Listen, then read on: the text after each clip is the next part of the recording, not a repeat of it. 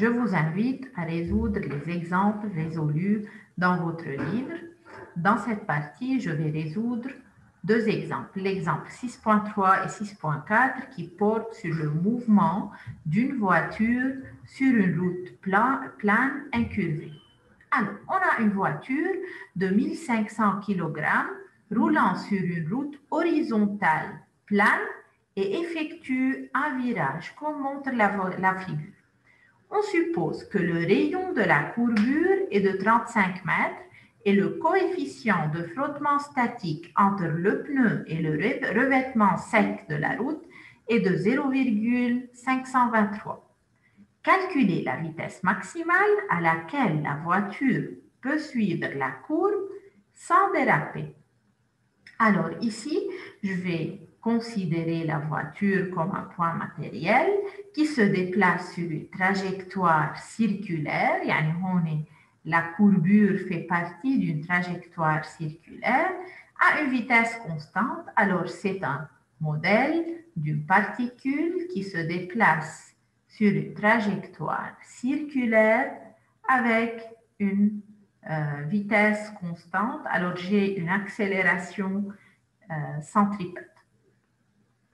Déterminons la somme des forces appliquées sur la voiture. Tout d'abord, vous avez mg ou bien fg, le poids de la voiture. Vous avez la réaction normale. C'est l'interaction entre la terre ou bien la route et la voiture. Et vous avez la force de frottement statique. Okay? C'est cette force de frottement statique qui permet à la voiture de rester sur la trajectoire circulaire. Si cette force n'existe pas, la voiture va continuer son chemin en une ligne droite qui est tangente à la route. Mais c'est la force de frottement statique entre la route et les pneus qui va permettre à la voiture de rester sur la route. Alors, si on applique la deuxième loi de Newton sur la voiture, on a la somme des forces est égale à mg ou bien fg plus n plus fs qui est égale à ma. On sait que la force de frottement statique maximale, elle est égale à mu s n en module. Elle est dirigée vers le centre de la courbe. OK? Maintenant, projetons tout d'abord sur l'axe des X. J'ai dit, toujours on prend l'axe des Y vers le haut. Et dans le cas des mouvements circulaires à vitesse constante, je prends l'axe des X dirigé vers le centre de la courbure. OK, on est l'axe des X où est. OK, on est le centre de la courbure. Où est la trajectoire circulaire. Et la route est une partie de cette trajectoire circulaire dont le rayon est de 35 mètres. OK? Bien. Projetons tout d'abord cette équation, qui est la deuxième loi de Newton, sur l'axe des X. Mg et N, 0, là, non perpendiculaire à X. Alors, il me reste Fs maximal, qui est égal à mu Sn, il est égal à m AC, qui est l'accélération centripète. L'accélération centripète, elle est égale à V2 sur R. Alors, c'est la première équation. Fs est égal à mv2 sur R. OK? On est la force maximale que peut avoir la voiture, qui est le Vmax. والFS max هي mu Sn.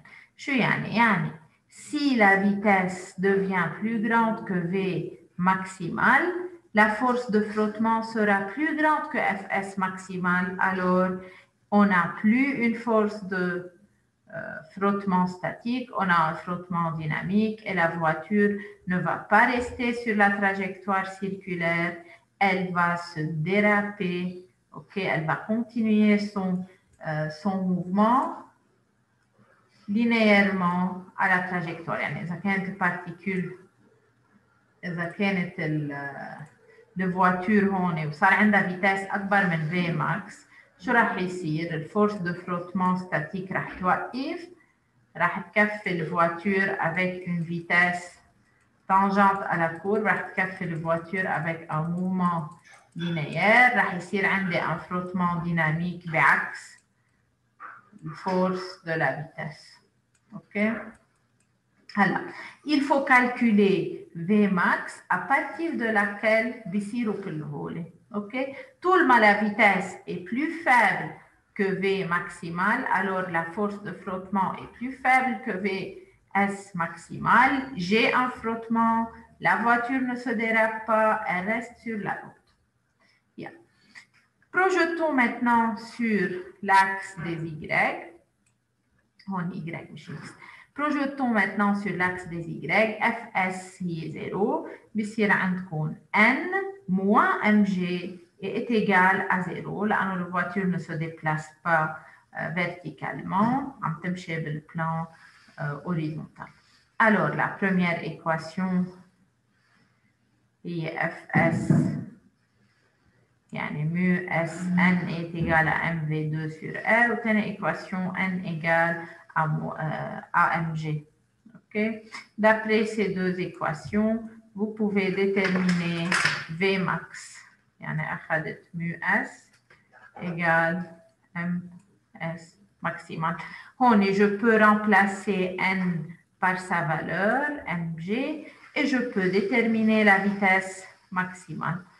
يعني vitesse maximale c'est la racine de mu S n R sur M, ou bien vous remplacez n par mg, dit mu S mg R sur M. Je peux diviser par M, je peux enlever, simplifier M, ou bien la vitesse maximale, elle est égale à mu S G R. Vous remarquez que cette vitesse maximale est indépendante de la masse de la voiture. Elle dépend seulement de mu S, le coefficient de frottement, et de R, le rayon de la courbure. يعني إذا جايين عم بيعملوا طريقة جديدة تيحددوا الفيتاس ماكسيمال اللي لازم يمشوا فيها الفواتور قبل ما يزحطوا. Il faut mesurer mu S, يعني rugosité de la terre, ou كمان ça va dépendre des pneus. لكن mu S, on peut la mesurer. On peut mesurer le rayon de la courbure et déterminer quelle est la vitesse maximale qu'il faut déterminer pour que les voitures ne se dérapent pas. Quelle que soit la masse de la voiture, cette vitesse va être la même. Dans notre cas, où vous avez m égale à 1500, où les coefficients, le rayon est donné, vous pouvez calculer Vmax et vous obtenez 13,4 mètres par seconde. Alors, si la voiture se déplace avec une vitesse plus faible que 13,4 mètres par seconde, elle ne va pas se déraper, elle reste sur la route. Si la vitesse dépasse 13,4 mètres par seconde, elle va se déraper, plus de force de frottement statique, la force de frottement devient dynamique et la voiture continue son chemin en une ligne droite qui est tangente à la trajectoire. Haïda, c'est le cas où la route est plane. Maintenant, que se passe-t-il si la route est inclinée d'un certain angle θ? Alors, pour résoudre ce problème, on a modélisé la voiture comme une particule en mouvement circulaire uniforme dans le plan horizontal. C'est une particule en équilibre dans la direction verticale, laquelle a une basse accélération suivant x. Le frottement statique, c'est lui qui cause l'accélération centripète. La vitesse maximale, on a vu, elle est indépendante de la masse. OK, de la voiture, elle dépend seulement de mu S R. Maintenant, passons au deuxième cas. Dans l'exemple 6.4, un ingénieur civil souhaite réaménager la courbe de la route de l'exemple 6.3 afin que les automobilistes n'aient plus à à compter sur la friction pour négocier la courbe sans déraper. En d'autres termes, une voiture en mouvement à la vitesse prévue pourrait prendre la courbe même si la chaussée était couverte de glace. Une telle courbe est généralement relevée, ce qui signifie que la route est inclinée vers l'intérieur de la courbe. Supposons que la vitesse prévue pour la courbe relevée est de 13,4 mètres par seconde, yani 48,2 km par heure, et que le rayon de la courbe est de 35 mètres. Selon quel angle la chaussée devrait être relevée? Maintenant, vous avez un ingénieur civil qui ne veut plus compter sur la force Fs pour maintenir la voiture sur la route. Mais il veut relever la courbure d'un angle θ. يعني هون la route n'est plus plane, elle est relevée d'un angle θ. Si la voiture se déplace à 13,4 mètres par seconde, يعني الفيتاس اللي طلعت لي بالاكزامبل اللي قبله, de combien on doit relever cette courbe, يعني قد ايه بده يكون θ هون, pour que la voiture ne se dérape pas. Ici, dans cet exemple, on ne compte plus sur la force de friction ou bien de frottement pour que la voiture reste sur sa courbure, mais on a relevé un peu la courbe, la route. De combien on doit relever la courbe pour maintenir la voiture sur sa trajectoire. Alors ici, la somme des forces appliquées, on considère la voiture comme un point matériel qui se déplace avec un mouvement circulaire uniforme, où on considère que cette route est une trajectoire circulaire. Les forces appliquées sur la voiture seront mg ou fg, le poids qui est perpendiculaire toujours, on est à l'horizontale, et on a la force, la réaction, qui est une force de contact entre le support et la voiture qui est perpendiculaire à la route. بطل عندي force de friction لأنه j'ai considéré إنه هون la route est couverte de la glace, لكن بطل عندكم des forces de friction. Là, appliquons la deuxième loi de Newton sur la voiture. Fg, je vais projeter sur les deux axes. On a dit l'axe des Y est toujours vers le haut. هذا l'axe des Y.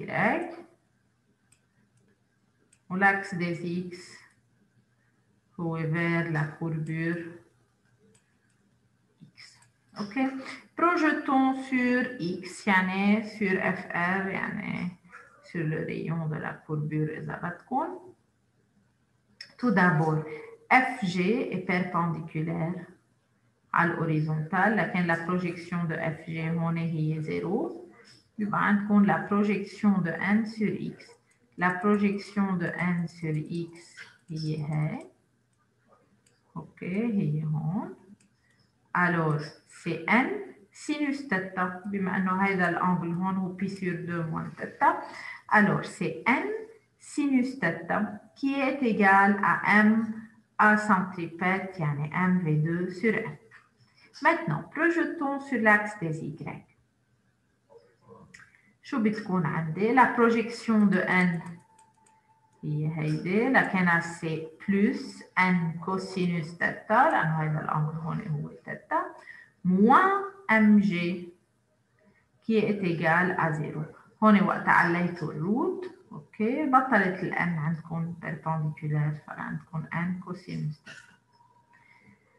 Alors, j'ai deux équations, et les projections sur les deux axes de la deuxième loi de Newton. Je dois déterminer θ. On est, l'équation 2 me donne N cosinus θ est égal à mg.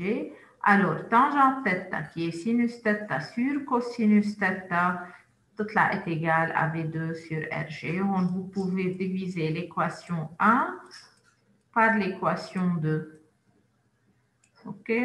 1 sur 2, les tangentes θ égale à V2 sur RG et je peux calculer θ. V, il y a une vitesse, il y a le calcul à 13,4 mètres par seconde. R, c'est le rayon de la courbure qui est de 35 mètres. Et G, il y a 9,8 mètres par seconde carré. Alors, pour que la voiture ne se dérape pas sur cette route, il faut élever la route d'un angle θ qui est égal à 27,6 degrés.